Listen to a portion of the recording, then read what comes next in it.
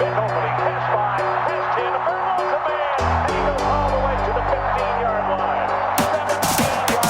17 yards out of Terry. Welcome back to the Believe in Badger Football podcast on the Believe Podcast Network, presented by betonline.ag. Once again, I'm Matt Perkins, joined, as always, by Badger legend, the Hebrew Hammer himself, Matt Bernstein. Bernie, tough day in Badgerland today. Oh, my. I mean, couldn't believe. One, Saturday was terrible. And then two, yesterday didn't get any better. I am still shell-shocked in anything and everything.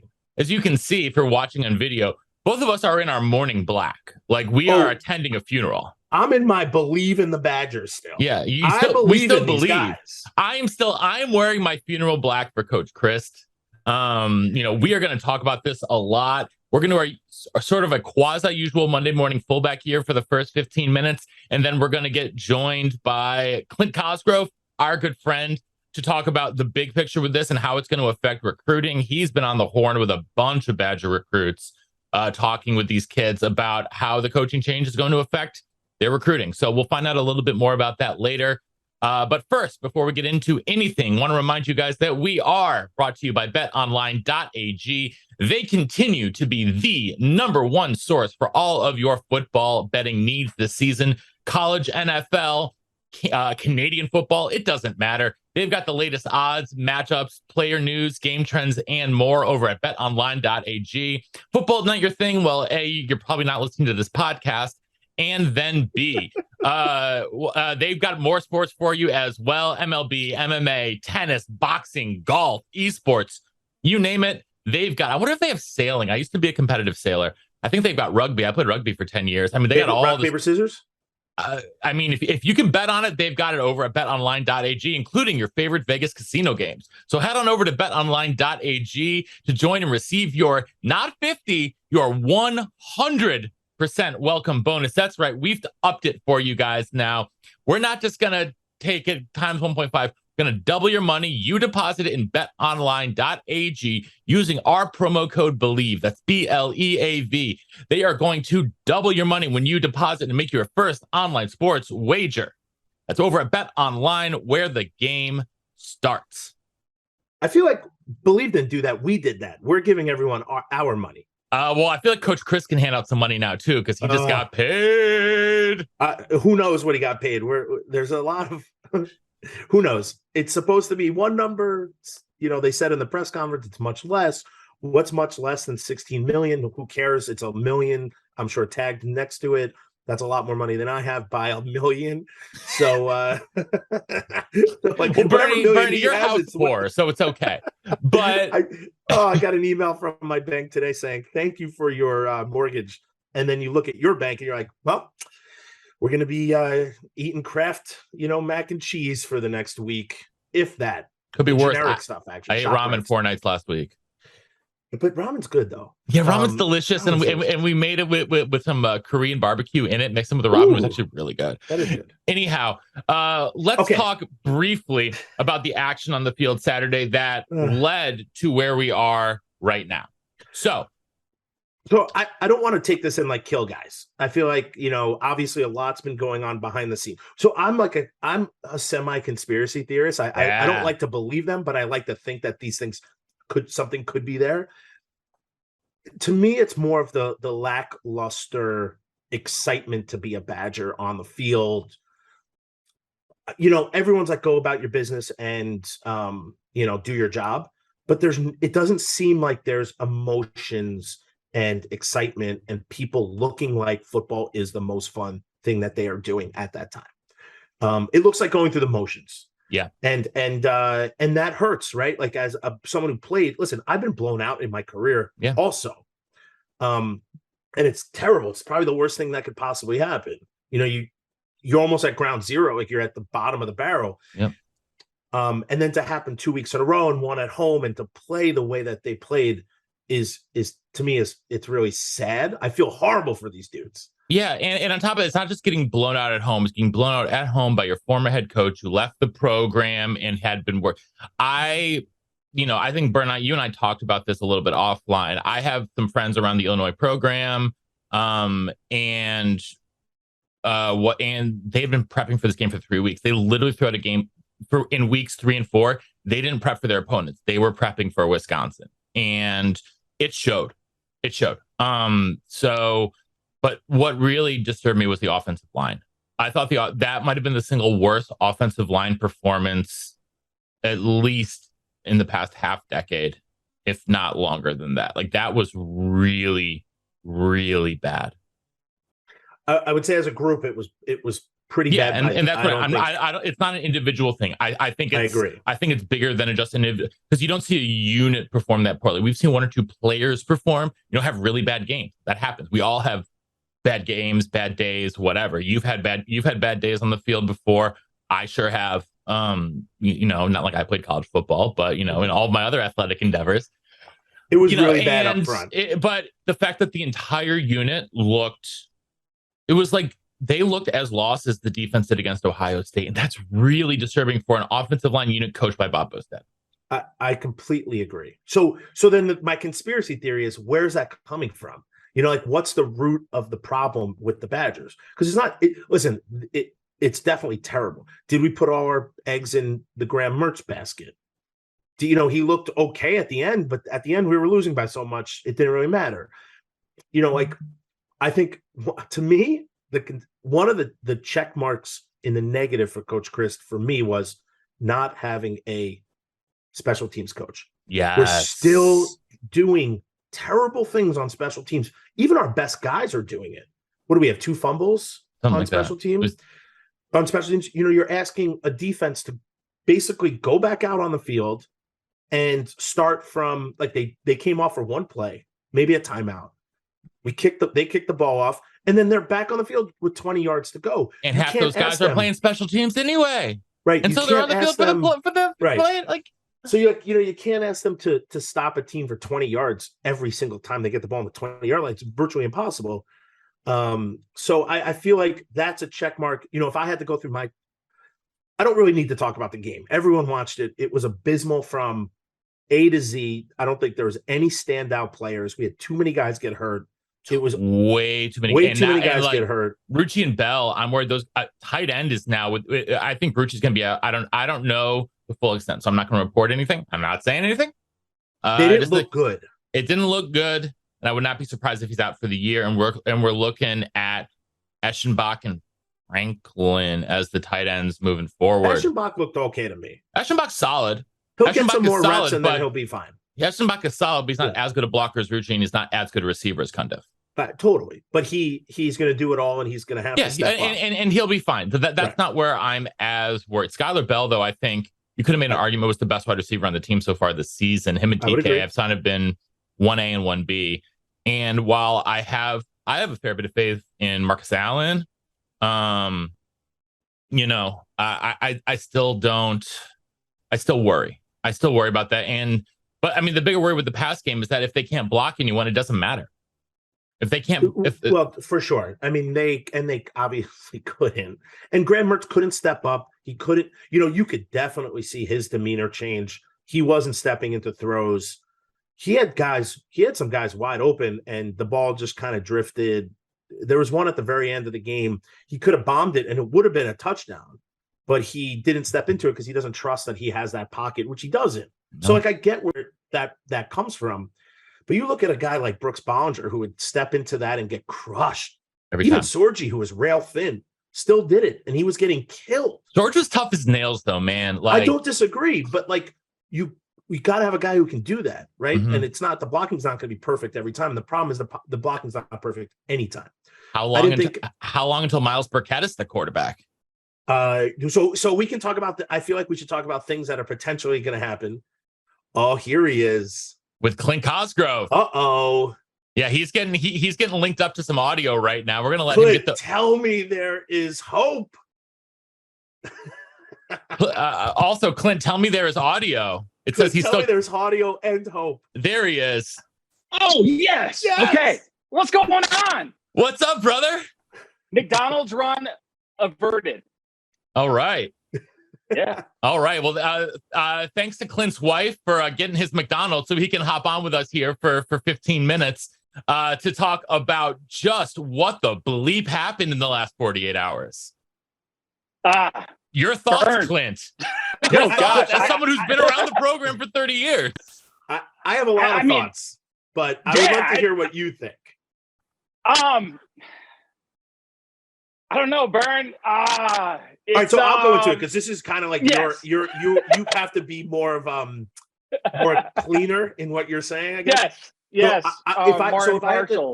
if I have to think about why I think they took this drastic, first of all, I think it's kind of wild to do this, not Wisconsin. Yeah. I think the NIL has changed the world of college football when it's become the NFL. You're not producing, you're not doing well. Doesn't matter who you are anymore, you're fired. Yeah. So the NIL has created this new landscape, right? So there's that. I think we were behind in the NIL by a year and a half. We haven't done anything until just recently. We started the collective, but it's getting off the ground, so it's not there yet. So I think we're behind the NIL. I don't know whose fault that is. I feel like it's all over the place. We don't have a special teams coach, which I think is I don't understand that. Doesn't make sense to me. We lost our recruiting coordinator a year and a half ago, and they didn't have anyone for over a year. So I think administratively, there are these big issues that have created, I think, a wedge between Coach Chryst and maybe the program and maybe McIntosh, where we're not set up, Clint, in your role to get guys who we should be getting. We lost the wall around Wisconsin. We're not getting, maybe we're getting great guys, and then maybe we're not building them here. And obviously the product on Saturday was we've been on teams at Wisconsin that got blown out. By Indiana, I think. By Indiana, our freshman year, which was Antoine, because no one can tackle Antoine Randall. But the other guy, and they're Anthony Thompson. He had like 300 yards. Yeah. But there's been a few. I remember that vividly, and it was freezing cold. Freezing cold with the wind. We got blown out there. We got blown out. I don't want to say blown out, but we lost by like 25 points to UNLV at home. Yep. And then we got killed at Michigan State. At Michigan State when we should have been the Big Ten champs that day. Yep. So I felt it, but we at least were competitive in those games. We might have looked bad for one game, but this is 2 games in a row. We also 3 games in a row because we lost New Mexico State. 2 out of 3 or 3 out of 4. So those are my conspiracy theories right now. One conspiracy theory a lot of people are throwing out there is we want Jimmy Leonhard to be the next guy. Will he wait throughout a season like this? I don't know. I have no information on that. So those are my conspiracy theories, which I think hold some weight. So Clint, they do. I think you hit on a number of points. The NIL stuff. For those insiders and people around the program, back in the day, that would have been the Gridiron Club, right? Mm-hmm. And that was no longer around. So you don't have the built-in infrastructure, right there. Then when they, got it rolling, things are rolling. Now, you got to understand, Wisconsin's never going to outbid, even though you can't pay for play. They're not going to outbid for a Caleb Williams. Supposedly he had, a Beats by Dre contract waiting for him there. It's just, it's not going to happen. So in the pay for play day, even though the pay for play is not allowed, they're not going to outbid someone. So I don't think NIL is the biggest issue here. I do think that it is important that once you have kids in the program, because I looked at that stadium, I couldn't believe that it wasn't packed all the way, and 30 minutes before game time. So back when we were there, Bern, that place, they came in a little late after kegs and eggs, but that place was juiced, and the juice is what gets the kids paid once they're in college. Because then they can actually do what NIL was all about, profit off your name, image, and likeness. So I think that is part of it, but I don't think that was the kicker, and I don't know how much the head coach can have say over that. Clint, they did just hire a guy to take charge of that. We're in a year and a half after that it opened up. So we weren't even proactive enough to say, we got to jump on this right away. We were like, we'll see, we'll wade the waters. And I think that is a huge mistake on our part. When you open that door, we should be running through it. Maybe take a month or two, but To name someone a month ago from now, to me, is a big mistake. Maybe not the end all be all, but it's got to be on the board of negatives. Yeah, I mean, it's a contributing factor. I definitely. The one thing I don't want Wisconsin fans to get too into is like, we're gonna, we're gonna outpay somebody, we're gonna outdo this, and that's. I'm not saying everything. that. There's no way we're doing. No, we're not doing. I know, Berg. We're not getting the top. But we 10%. both heard it from right. people that we know but who are fans should of we the be program. Competitive? We should be competitive with every team in the Big Ten, or we should be right underneath Ohio State, Michigan. At least I agree with up that. there. Yeah, we're not even probably on the top 10.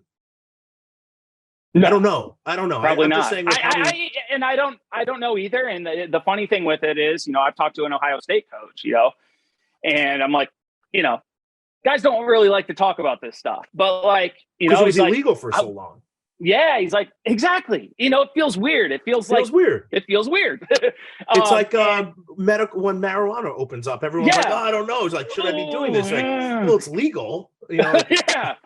It's like, and that's how we're doing our moral compass nowadays. So I mean, like, they don't even know how it works half the time, but you got to have that infrastructure in place so people take that burden off of them.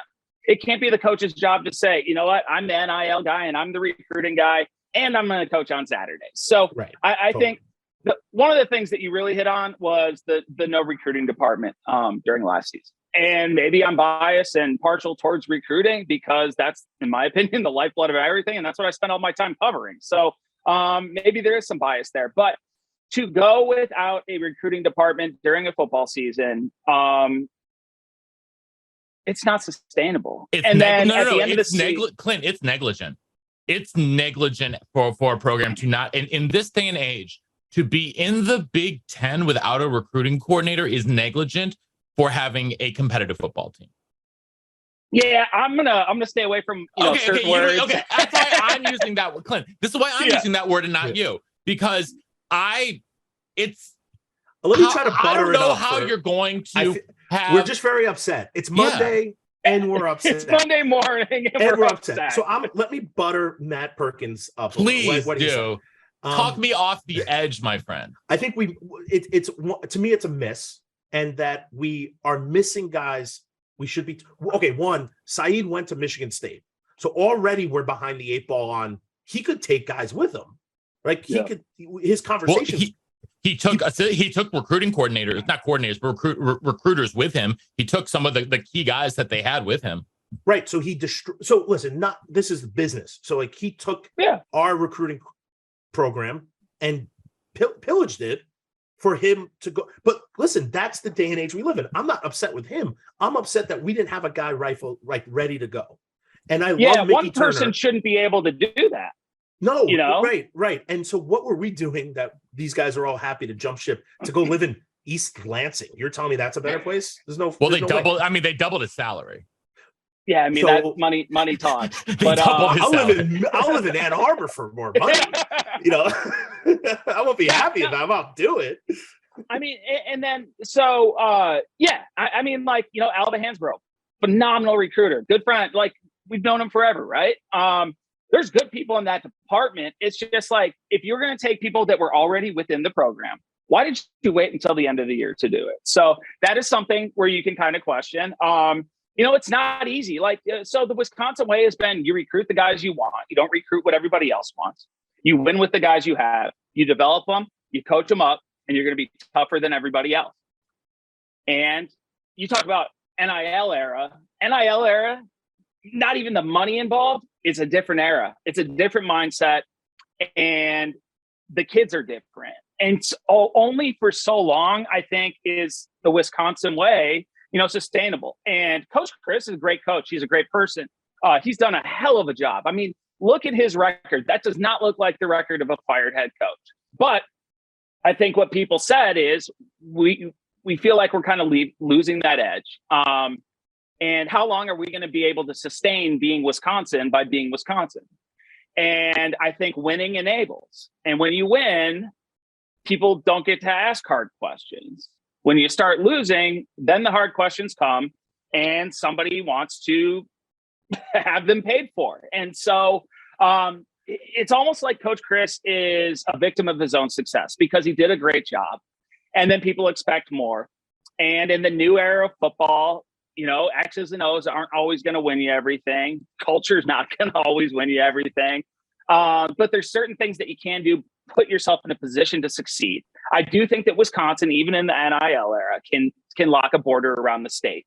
Now, you might have to take some kids that you don't necessarily want to take every year, but that's part of playing the game and locking the border around the state. And I tell you what, if you take an in-state kid, they're going to give you their all. And at the very worst, they're going to be a contributor as far as the culture goes, as far as recruiting goes, as far as being a depth guy, as far as practice. I mean, so like you can still do that, in my opinion. Can you do that in Alabama even? Probably not, but Wisconsin's unique in that way.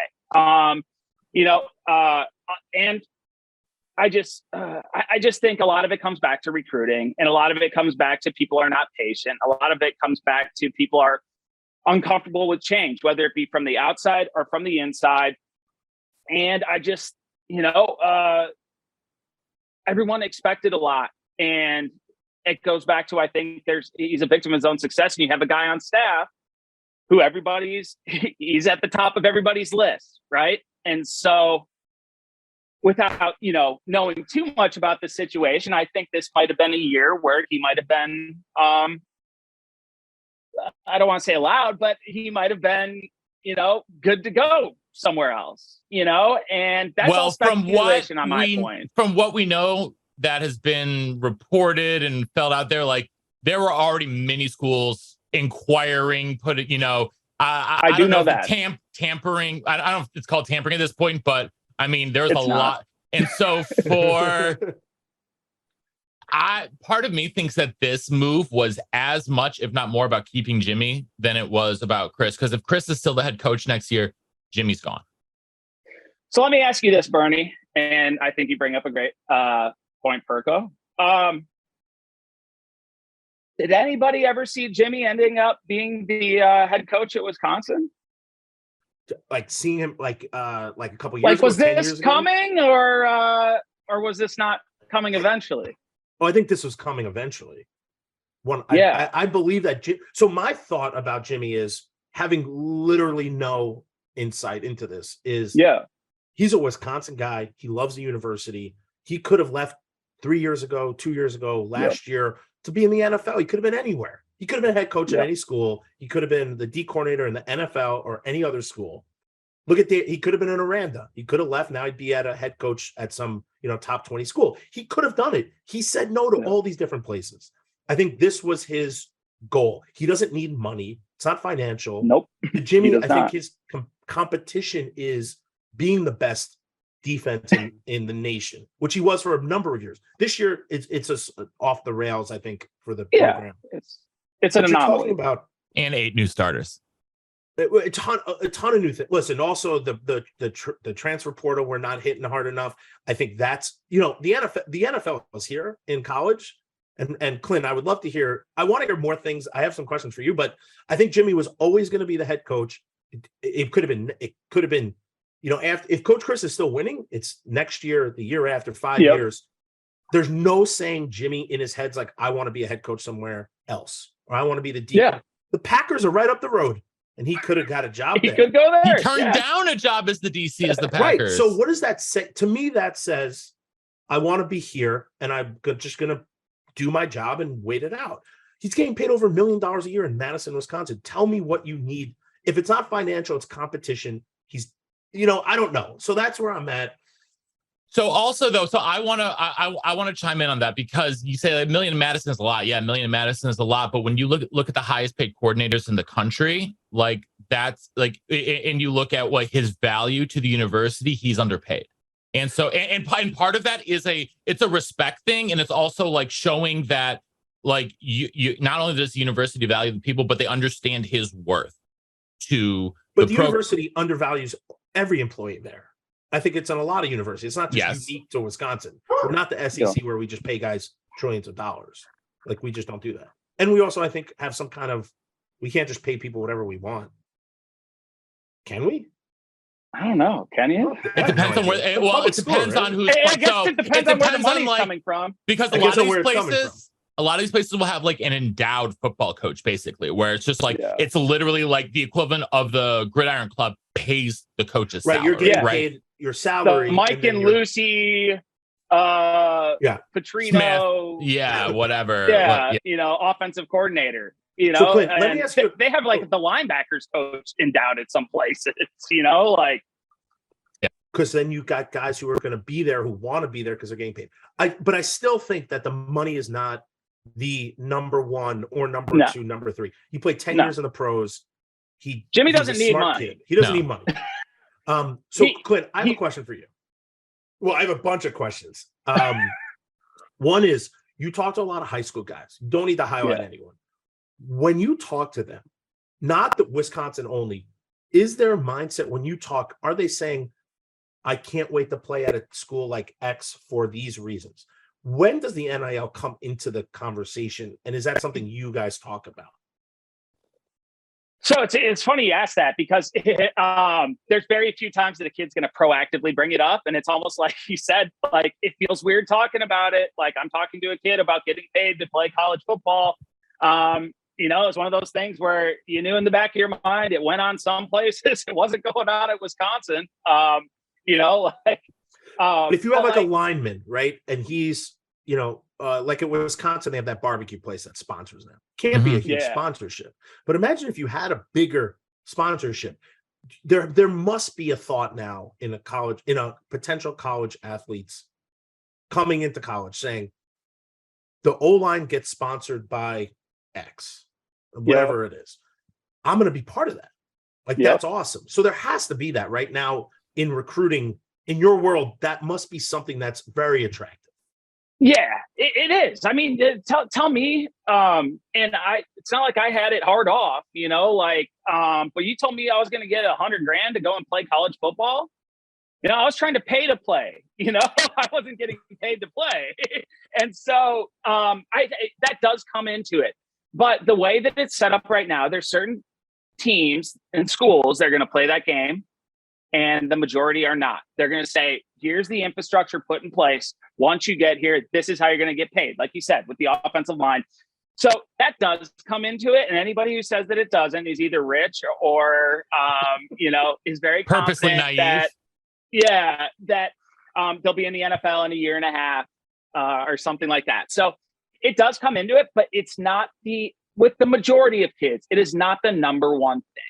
So in order for them to even get that far, to have that discussion, they're either hearing it from somebody else, what's going on there or the recruiting process already started and they were drawn to that school for them to get close enough to find out more about it. Now, obviously, as this goes on farther, there's going to be certain schools that are known for, like you said, like I think Michigan, those guys have like a Lambo dealership sponsoring their old linemen. I don't know how those dudes get into a Lambo. I don't know if I'd want my offensive lineman riding around campus in a Lambo. That sounds like an accident waiting to happen. I mean, there's so many layers to this. So the NIL, yes, it's important. Now you go back to money. Money, yes, it's important. Did Jimmy take over or not? It wasn't about money with him. Is Jimmy not one of the most competitive people you have ever been around? For sure. Your entire life. I mean, he's a 5'8" kid from Wisconsin. Everybody's telling you why you can't do something, right? And what has Jimmy done over and over? Wrong. Proving people wrong. Yeah. Wrong. Watch me. Wrong. And doesn't even have to be loud about it. Yeah. Like, he just a walking prove you wrong and I'm a winner. And I think he loves Wisconsin. I think he wanted it to be at Wisconsin. Like you said, if they keep winning, is this a knee-jerk reaction? Kind of, but eventually, like you said, and that's the reason I asked you the question, did anybody see this coming? I think long-term, we knew this was going to happen. We just didn't know it was going to happen right now. And Jimmy's, now he's got a season or 7 games. What do they have? 7 left? 7 plus potentially a bowl. And actually, there's still like a crazy world where they make the Big Ten championship game because everyone has at least one loss in the Big Ten West. Yeah. So, I mean, it's I'm just saying. He's got 7 games. Saying. There's a will, there's a way. hey, there's a will, there's a way. And if somebody's proven to find a way, it's Jimmy, you know? Listen, I completely agree with you, but as an interim head coach, you don't have, like, what power does Jimmy hold to say, we're going to do this with recruiting? We're going to do, I mean, can he build the vision and execute it? I mean, and also that's one. And two, it's a bizarre transition, right? It's not Wisconsin. To me, I think I would have preferred to suffer through the year, right? And then just be like, and then have back talks about, Jimmy, we're going to transition to you. This is going to happen. Let Coach Chryst kind of go out on his own. Let him even give him a shot to right the ship. But you know what? We did it because it's the NFL now, and that's what happened. So, like, what can Jimmy accomplish in these games that to you, and then also bring in can he recruit dudes this year? I mean, for what class now? Yeah. So, like Coach B, there's a number I know this for a fact. When Coach B came in, sorry, before you start, he said, we're going to honor your scholarship to this kid that I knew. Yeah. But we'd rather you go somewhere else. Like, it's ruthless, but that means like, go somewhere else. You're not going to play here. He's like, you can come here and we're going to give you your scholarship if you come here, but we don't want you here, is basically what the message was. I don't see Jimmy doing that, but he's got 2 recruiting classes almost filled up, right? So, like, what do you? One filled up, one with almost no one in it, which is kind of the problem for the 2024 class for Wisconsin. All they've got is Jancy, I think, at this. But Jimmy not Jancy, sorry. They've got like one player. I forget who it is. Jimmy could change that whole landscape. The question is, can he do it, though, Clint? Yeah. So, I mean, you look around. So I think it's kind of twofold, and it might come back to money, too. It's like, so I think Jimmy's put in place right now, and the hope within the administration, within the fans, within everyone is he's the guy moving forward. I mean, that's why you do this right now, probably. It takes the competition out for it, gives him a chance to, show what he's made of. So do you then give him mid-season the money to go and hire what he wants to hire, or to, establish his vision? Because if you don't, you're kind of handicapping him if he's the guy long-term. Mm-hmm. So I think there's a couple things here. You talk about building a recruiting department, or at least investing in a vision, whether it be NIL, showcasing your program, whatever it may be. That stuff does take money, and that takes cooperation from the university. Without knowing the exact situation, it's hard for me to say what they will give him right now versus what I imagine. Like, how much negotiation was there before this happened? It's as awkward of a position as you get. You get, guys who are friends, 2 high character guys, 2 winners in life and in football and everything else. And it's awkward for me to even talk about it. Like, I know these people. I love these people. Like, they're good people. So, like, I kind of try to take that part out of it. So you look at what Mickey Joseph did down at Nebraska. He went one game, got their ass kicked, or their butt kicked by that's fine. Oklahoma. Ass is not a swear word, so it's well, fine. with this behind me, it is. Okay, I'll bleep it. Don't worry, buddy. No, I'm just kidding. Yeah, then they'll be like, "What did he say?" So he fired the DC after that first game. Yeah. So I do think that Jimmy will have the powers within to organize his staff how he wants to. Now, are they going to say, go out and get the best coordinator at this or the best special teams coach at that mid-season when we don't have, you're not going to even get those people because they want to see how it all plays out. But I think in order for him to have success long-term, he's going to have the flexibility to make little tweaks, not overhaul changes. But the one thing that I think that you can't do is you cannot handicap him. He needs to approach this job, and I'm sure he does. I haven't talked to him. I don't know. But I'm sure he's approaching it like it's his for the next 10 years. Mm-hmm. And in order to even enable somebody to make it theirs, you've got to give them the resources to do so. If you're making a big change like this during the season and you're paying out buco bucks to do so, that better not come at the expense of the next guy who comes in.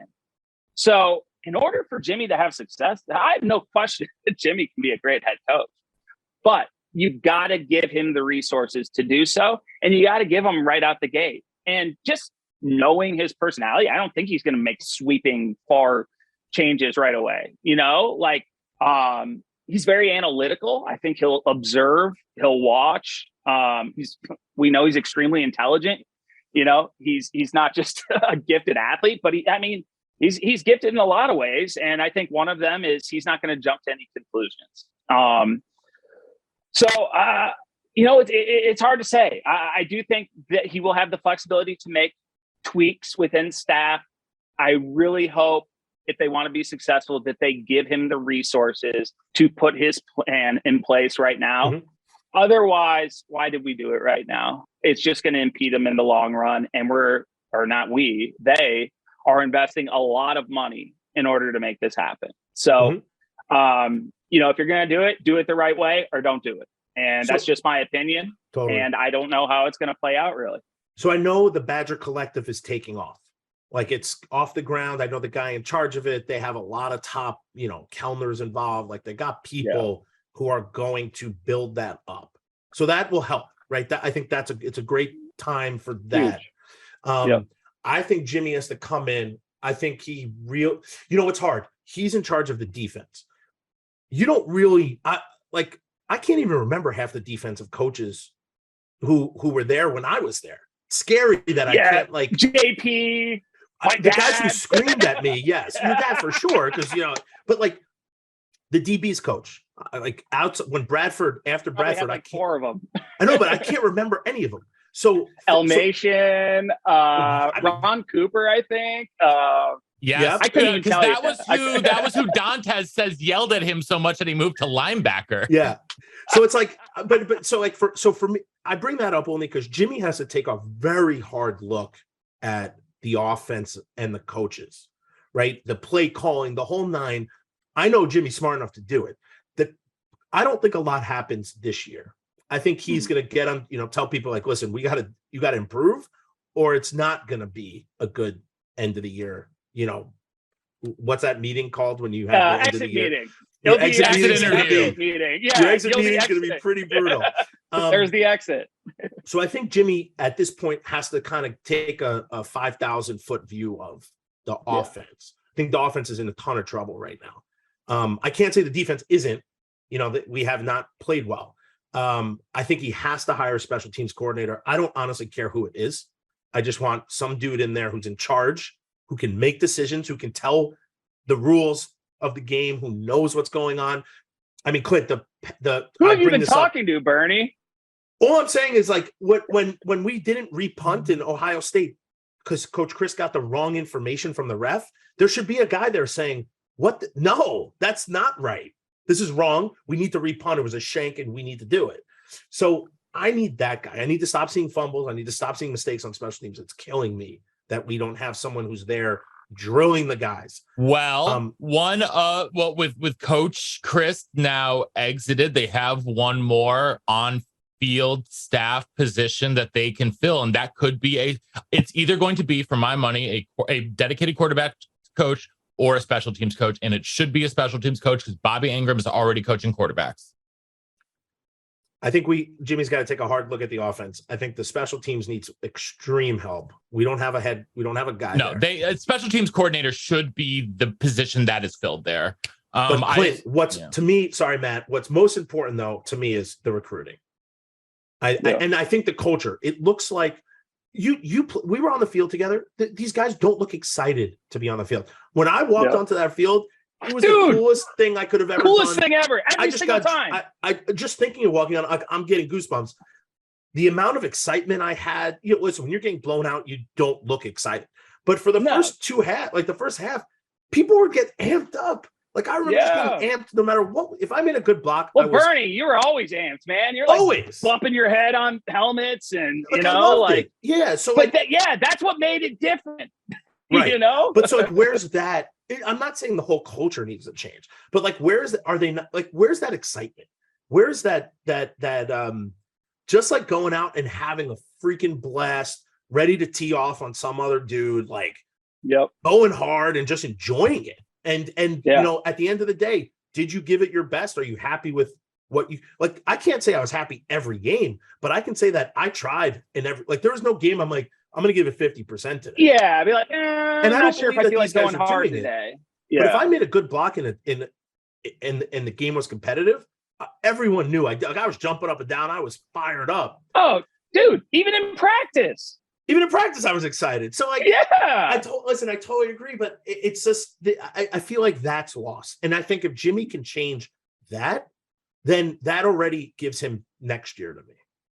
I think you are 100% correct. And I think that is something that he can change. And then I'm not saying that he's like going to do some magical thing, but sometimes just the change in guard itself and people just, getting comfortable, being uncomfortable and striving for more. And just knowing that, they're being evaluated and this is supposed to be fun at the end of the day. Yes, it's big money, but winning's fun. And a lot of fun. Yeah. And so it's like, you want to have fun, win. Well, I think, I think that point's going to get across, and I think it will come across in a manner in which it's fun to get it across. And maybe it draws, you worry about things, factioning, some guys taking sides. I don't know if that's going to happen because of who Jimmy is. But it's not a hostile takeover. Exactly. Right. Exactly. And he's doing it the right way. I mean, I listened to I was up later than I wanted to be last night. I was just getting ready to sit down and turn on some football. And then all of a sudden my phone like lit up like a Christmas tree. And I was like, well, there goes that. So, I mean, just the things he said, that's a hard position to be in. And I think, to a fault, I didn't grow up, on the media side. I grew up as a coach's kid. And I see it on the personal level, probably a little too much. And so, it's a business at the end of the day, and I have to remember that. And we're all big boys. Like, I know that if I walk in and I coach, there's a chance it ain't going to end well. Friendships can get lost sometimes at it. And your head coaches start looking over their shoulders, like, who's stabbing me in the back? I don't think it's one of those situations where most of them are. But I'm not going to pretend like everything's all good and gravy and like there aren't feelings involved here and there are people hurt, whether it's players, whether it's coaches, whether it's families. Like, this is hard.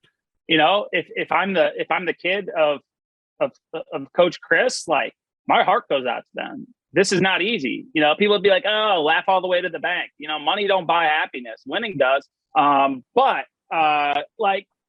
It's just, I look at it from the people angle. And so I try to be very careful with what I'm saying. I can say positive things about Coach Chryst. I can say positive things about Coach Leonhard.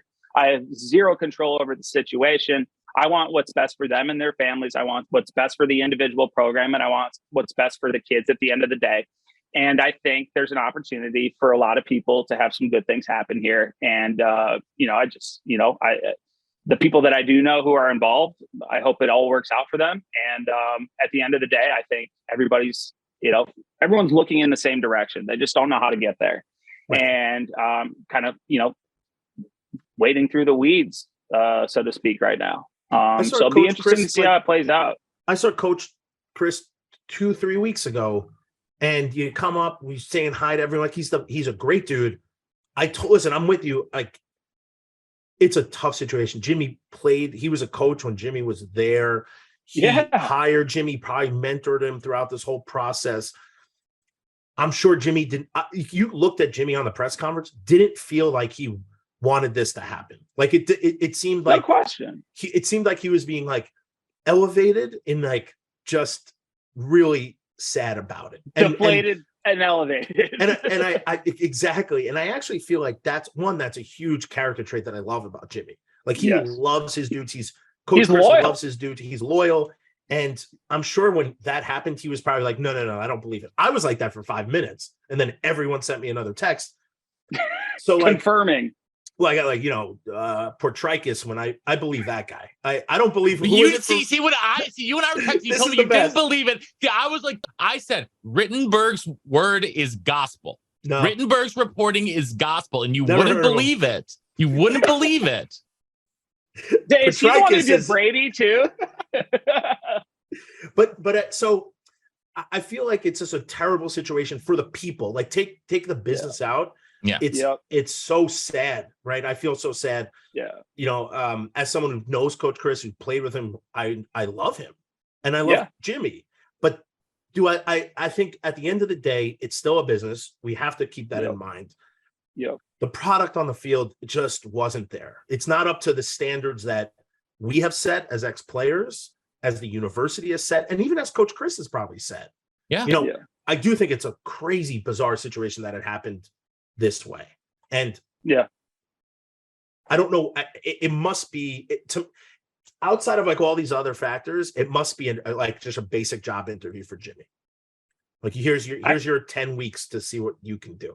I also think they have to follow your advice though, because there's a lot of things that need to be changed. And I don't think that it's fair to just give Jimmy 10 weeks and be like, well, because Max said we're going to go search. Can you win on game day? That's literally that's not the end all be all. Right. I'm nervous. Now, if he changes, I think Mickey Turner is a good person at recruiting. You could tell me differently.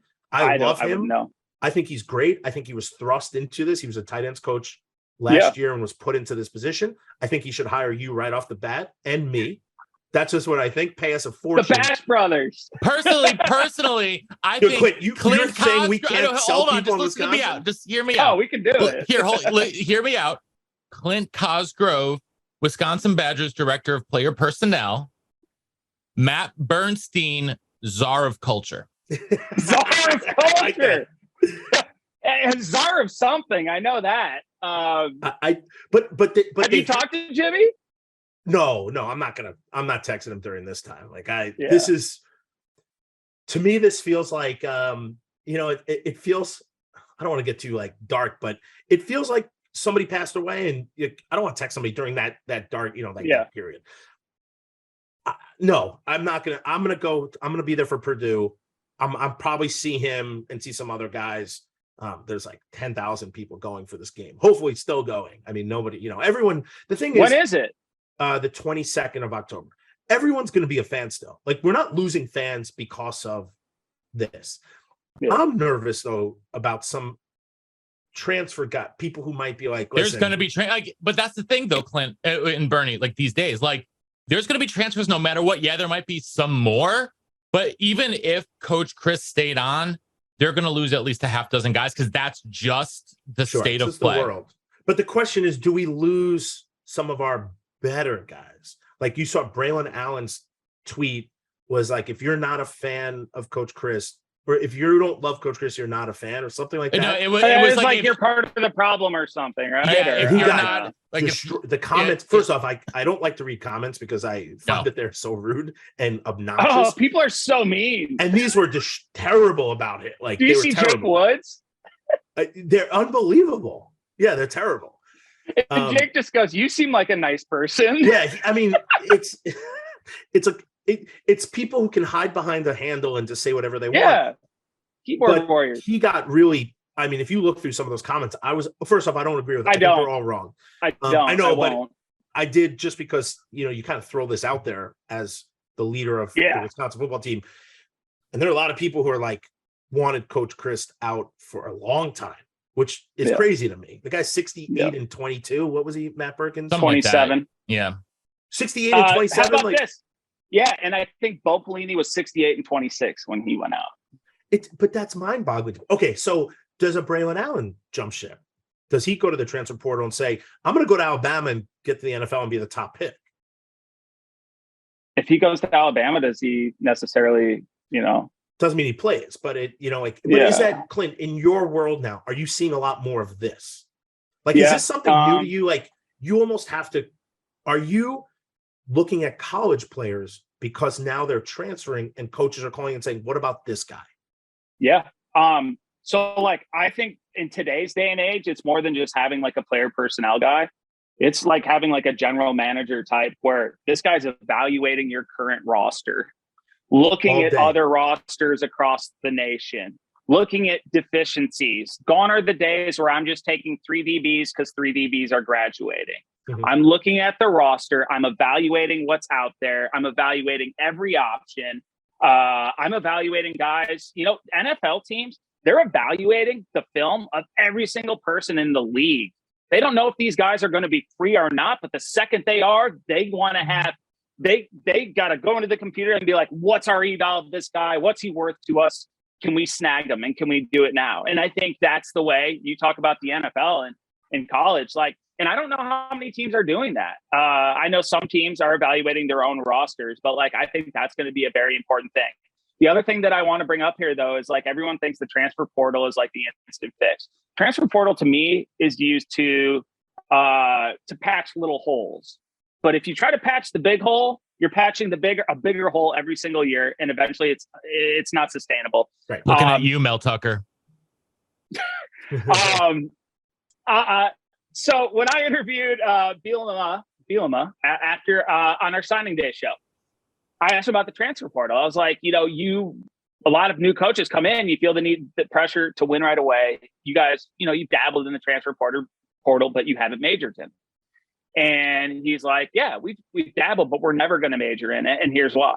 And his reasoning was, and I was like, this is really smart, because I've seen what the transfer portal has done, both good and bad. My dad was on staff at LSU when they went to the national championship.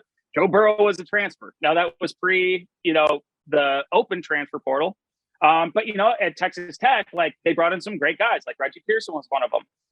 But it's hard to do every single year. And so, but going back to it, he said, if I bring in a really good player who might only be there for 1 year, and he comes in and he's really good and he's making plays, but he's doing things that aren't done our way. He's setting a bad example. And the young kids are like, oh, dude, this guy can go out till 3 a.m. the night before a game, and then he's out there making plays. I can do that too. You can ruin the entire makeup of a team. Sure. And so you have to be very careful what you're doing. You can't just take transfers based off talent. There's got to be a lot more to it. And so I just wanted to put that out there.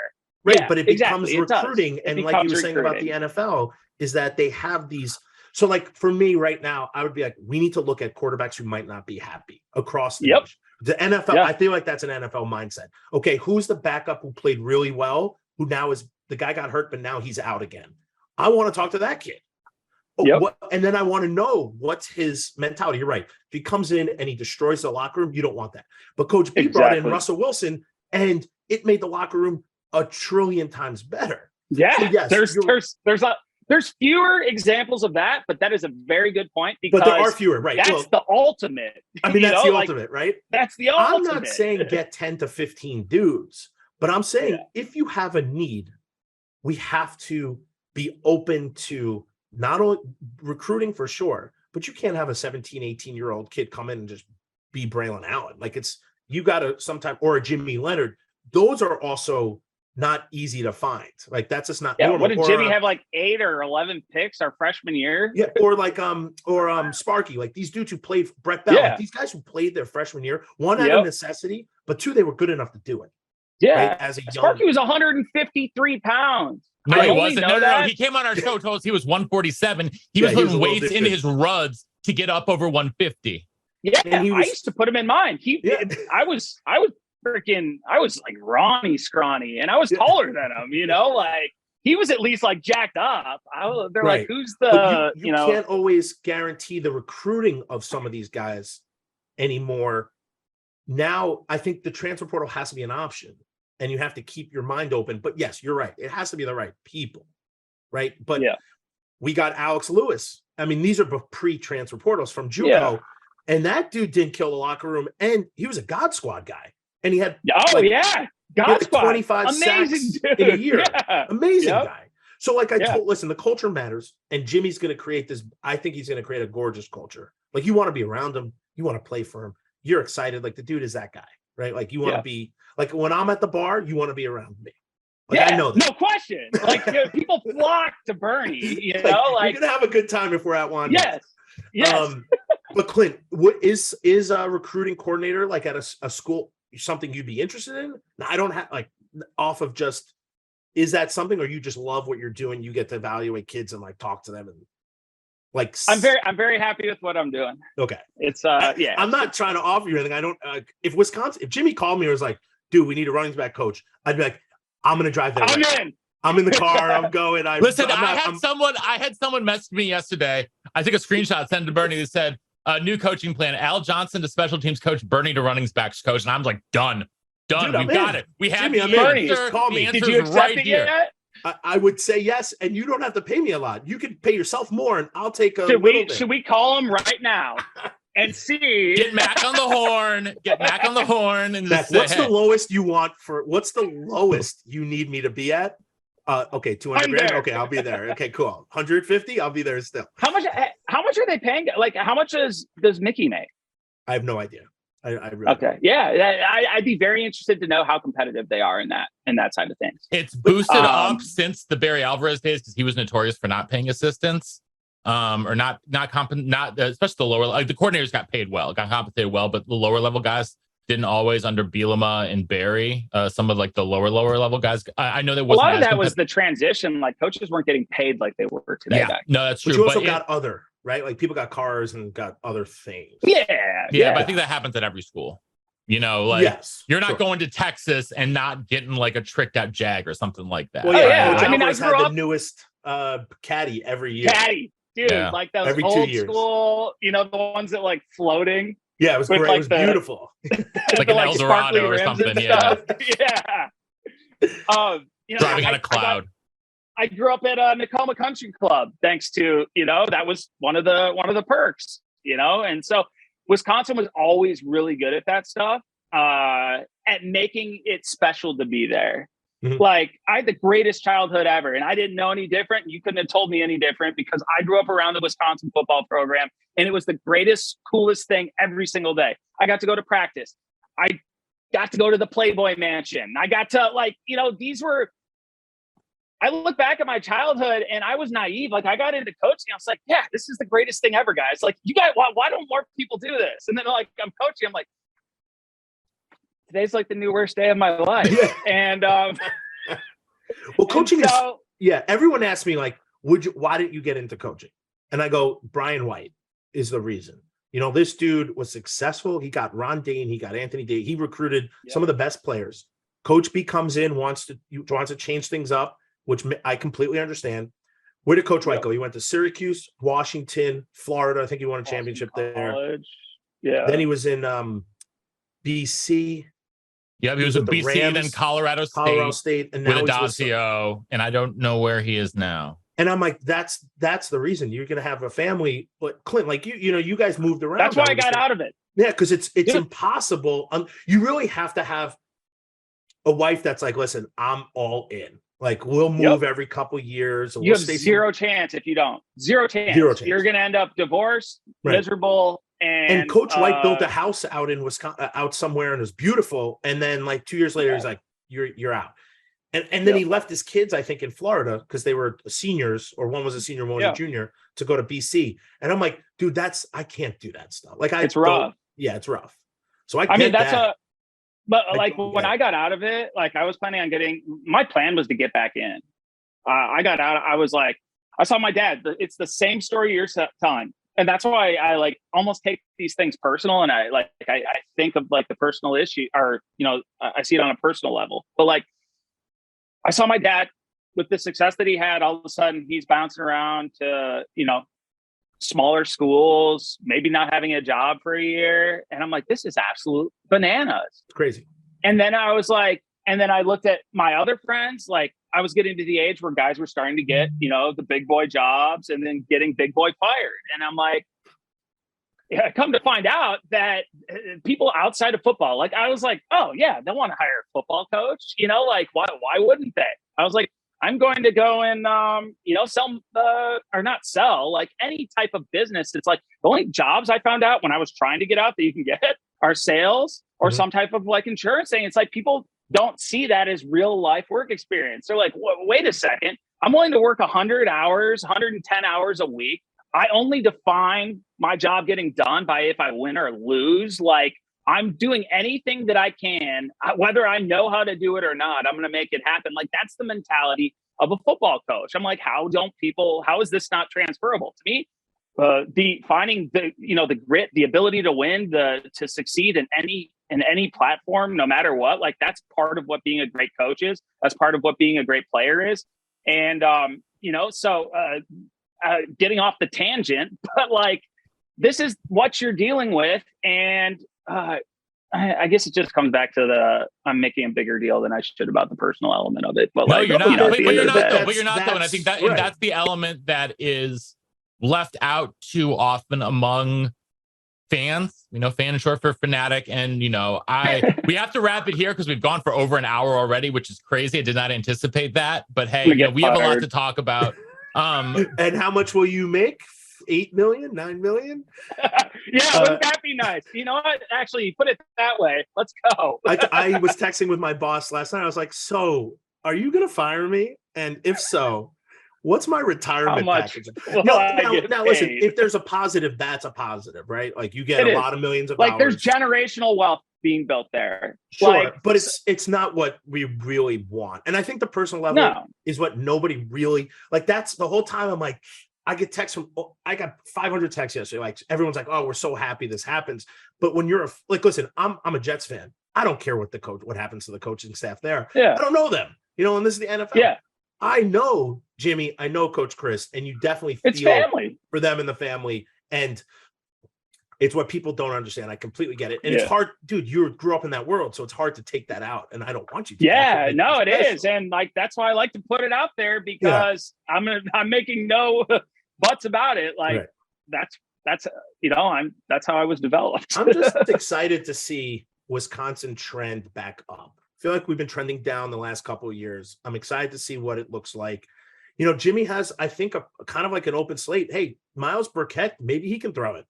Like, maybe he'll sit in the block. Listen, I'm not saying that he's done pretty well when he's come in, hasn't he? Like, there definitely needs. I think Jimmy. I'm hoping he brings an NFL kind of CEO, general manager to like with saying, like, dude, if you're not producing, we're not sticking with you. Like, the NFL. And I think you do have to be very careful at the college level with that. I do. Listen, I'm not disagreeing, but I think we cannot hitch our wagon to one person. I actually think Graham Mertz is a good quarterback. I think we put him in pretty bad. Some talent. Yeah. He's got talent, and we put him in bad situations. Yeah. And I think some of the bad situations, he's created a little bit of bad situation, but every quarterback throws a pick. It's not normal. Our line's not doing their job. The running backs are blocking well-ish, but not great. But I think you have to give people an opportunity to show if they can be the guy. Yeah. No, I maybe agree. not this year, but where does it stop? You're calling for Coach Chryst head, and then you're going to say, well, Graham Mertz isn't doing the job, and then who else? Who's next? At the end of the day, I guess it comes down to the head man, and it's right, wrong, or indifferent. Whether it's, you can point blame all you want, but like at the end of the day, it doesn't. I just, as an offensive different guy, result. I want Jimmy to focus. Not, I want the game plan for defense. I think he should still call the defense or have one of his, guys call it. Yeah, I think Jimmy will still call it. I think he will too. I just want him. I don't think that's sustainable long term either, though. Like, I don't know how coaches call their own plays as a head coach. Like, they're dealing with so many issues. It's like, how do you find time to do that? But Jimmy will know. The person who takes over when he hires a D coordinator will be in the same culture. He's going to groom him. Will be in the same defense, the same culture. Know the ins and outs. I'm not worried about the defense.